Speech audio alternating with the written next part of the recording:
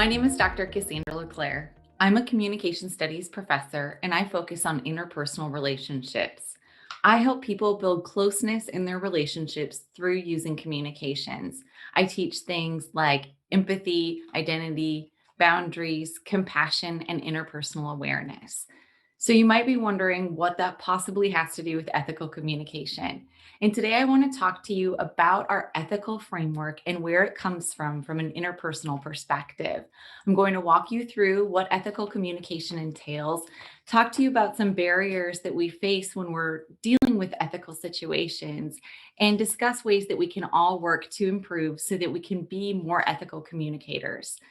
And as you're going through this presentation, I encourage you to take notes and really think about the material from a personal perspective. I want you to think about situations that you've been in or situations that maybe you even have heard of or seen.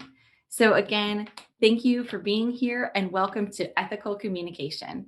Before we can get too far into things, we have to start to identify what is ethical communication.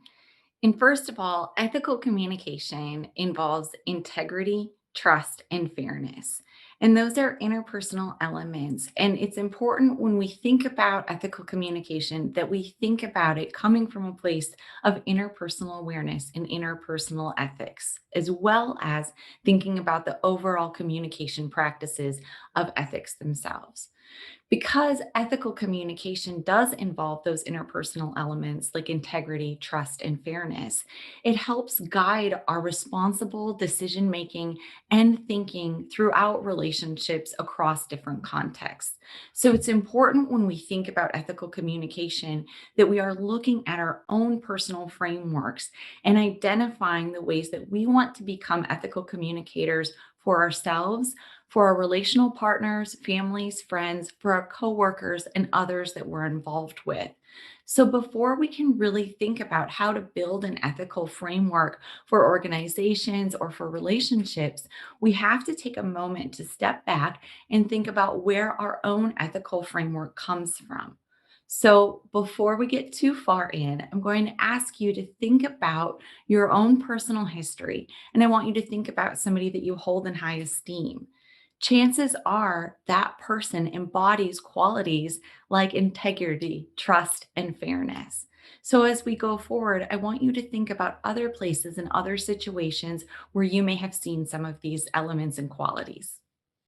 Questions of right and wrong exist whenever people communicate. We always wonder if somebody is doing something correctly or incorrectly. We look at things as if they are black and white, and we think about areas of shades of gray. This is in part because our interpersonal ethics are built on our own morals, values, and beliefs. So we don't all have the same ideals. We don't all have the same beliefs. Therefore, it's actually impossible for us all to start off from a fundamental place of having the same ethical framework.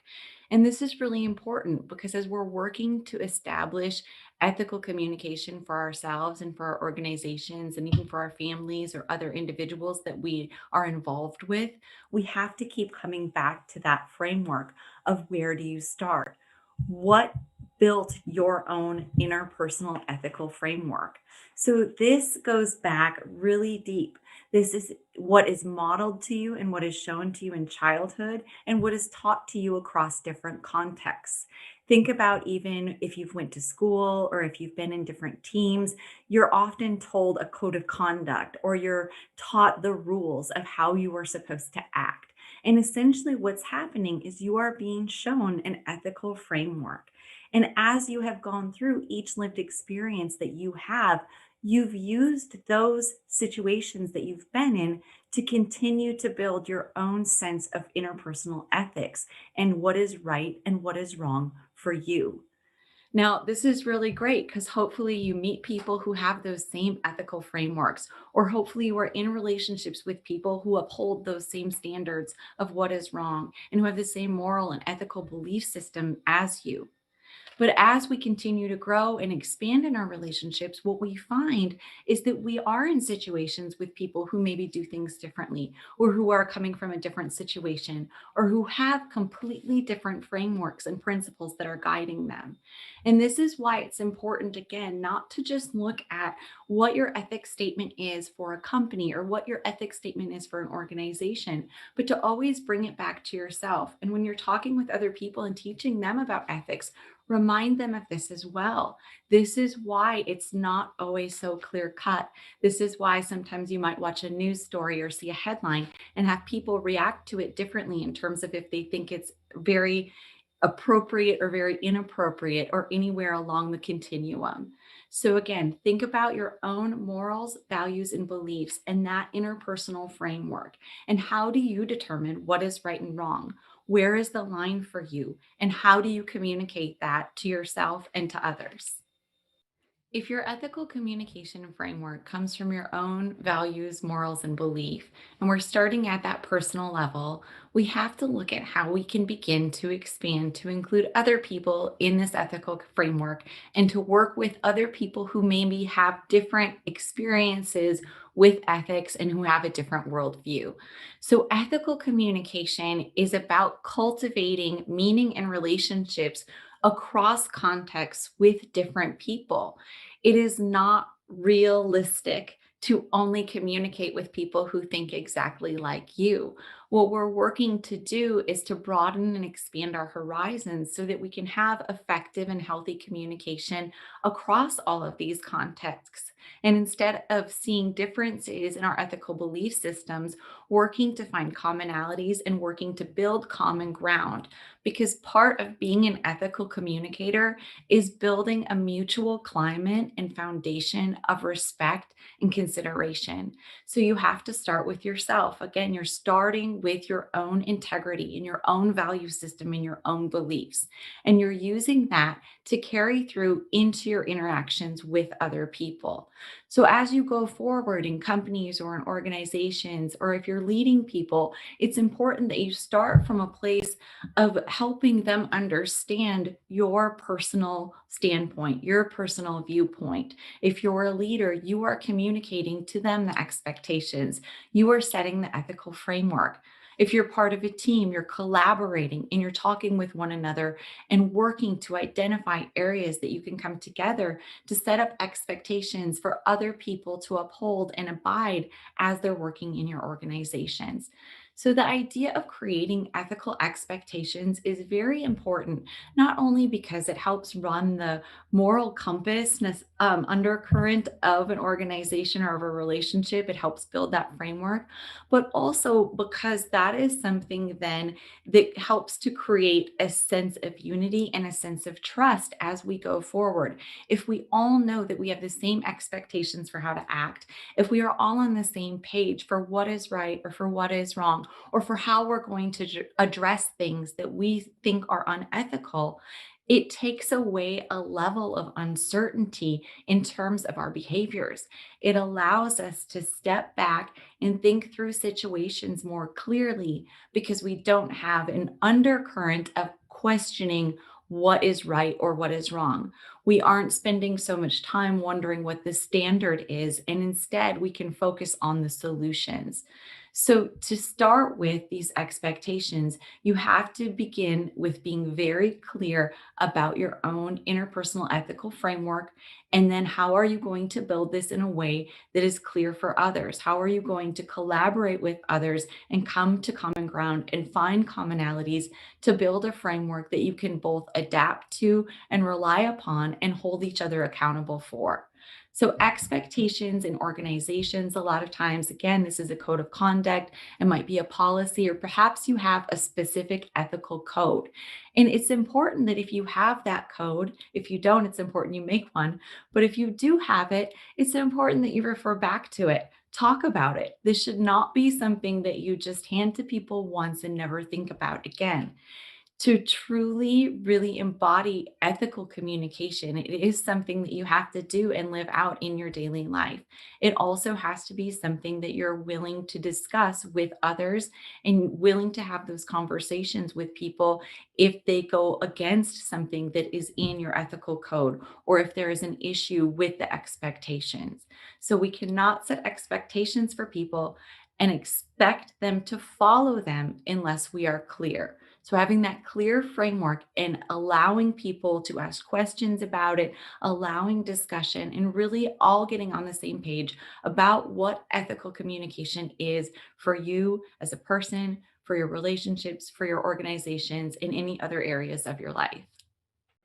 One reason creating that ethical framework is so important is because we cannot report or recognize unethical behavior if we don't know what the standard is. So it's important that we establish the framework for ethical communication, but then it is also important that we work to establish what happens if somebody sees behavior that goes against that framework. And in doing so, we need to think about the reasons why people might choose not to report behavior. Why might you see a situation and decide not to say something? So, again, I'd like you to think about your own personal life. Think about different times or situations you've been in where maybe you've seen somebody do something that isn't what you would do, or you feel a little icky inside because you know that what they're doing isn't quite right, but you aren't sure that you want to say something. And now I want you to think about the reasons why you wouldn't say something, or why maybe you haven't said something in the past. Typically, why we don't speak out when we see unethical behavior or why we don't address it if we see something that we know is wrong is it's because we feel we have something to lose. And in a situation like an organization or a job, sometimes that might be feelings of financial security or losing your job. Sometimes it might be losing your reputation, or it might be due to peer pressure. You don't want somebody to say something about you. You don't want to be considered somebody who is a tattle or a snitch or turns people in. It might be that the person who's doing something wrong is somebody you do have a relationship with or someone that you care about and you're worried about that what that relationship will do. So I bring all of these situations up because there are very real interpersonal reasons why people don't report on ethical behavior when they see it, or why they don't address it, or why they don't bring it up. And one way that you can combat some of those feelings of uncertainty and some of those interpersonal elements is to continually be clear about what the expectation is, and then also talk about what happens after the expectation is set. So, talking about other instances of how things have been reported, offering people solutions of places they can go, telling them what will happen if they do report. Is it confidential or do they have to speak to a bunch of people? Just really letting people know that not only is this ethical framework important on paper, and not only is it important that we abide by it, but we care about it so deeply that we want to make sure that we are upholding it and that we are holding one another accountable. And in holding one another accountable, it is so much easier to do if you've already created a climate of mutual trust and respect and understanding. If I trust and respect you and you come to me and you've had a problem with something I've done, I'm more willing to listen to you because of that trust and understanding and because of that respect. If I don't respect you, or if we've had issues in the past and you come to me and tell me I've done something wrong, I'm more likely to be defensive or dismissive to you. So, this idea of embedding the culture of being an ethical communicator, this idea of embedding the culture of integrity and honesty and fairness within everyday interactions is important, not just again for the framework, but for how you continue to uphold that and build that for other people. And if we have some certainty about how we report, then it takes away some of the undercurrent of wondering what we're supposed to do. So, for example, if I do witness an unethical situation and I am unsure about how I feel about it, and maybe I just want to talk to somebody because I think it might be wrong, If I know the standard for reporting, or if I know people who I can go to or who I can talk to, then I'm going to be more likely to take those steps and ask somebody, hey, I saw this and I'm not sure if it was right or if it was wrong. Or I'd like to ask you about a situation that I saw and get some feedback. But if I see something that's wrong and I don't know what I'm supposed to do, or if I'm unclear, if I'm going to get in trouble for saying something, I'm going to be more likely to not say anything at all. So, establishing expectations, talking about it, recognizing unethical communication, and then really discussing ways to report it, it's important not just again for building that element of trust, but for continually infusing that throughout your organization and throughout your relationships across different contexts. I hope you can now recognize some of the reasons why being an ethical communicator is so important. Communication involves choices, and when we're communicating with other people, it often does get messy with feelings and emotions and external stressors. So, being an ethical communicator begins from a place of integrity and intention. Taking a moment to sit with yourself and think about your own morals, beliefs, and values, and recognizing that others come from different places and perspectives. As an ethical communicator, if you're starting from a place of intention, you're recognizing that your actions do impact other people, and you are seeking to communicate in a way that treats other people with the respect and understanding and kindness that you would want to receive in return. So, when you start talking with somebody, it's important that you take time to listen. Being an ethical communicator involves not only speaking about your own morals, ethics, and beliefs and upholding those standards, but it involves listening to other people and working to collaborate with them and seeking to understand and respond to them instead of reacting to them. So, if somebody doesn't say something or doesn't do something in a way that you would do, really taking a moment to step back and sitting with your reaction and thinking about the reasons why they might have made those choices and speaking to them in a way that communicates kindness, empathy, compassion, and upholds those interpersonal elements of your own integrity, professionalism, and trust.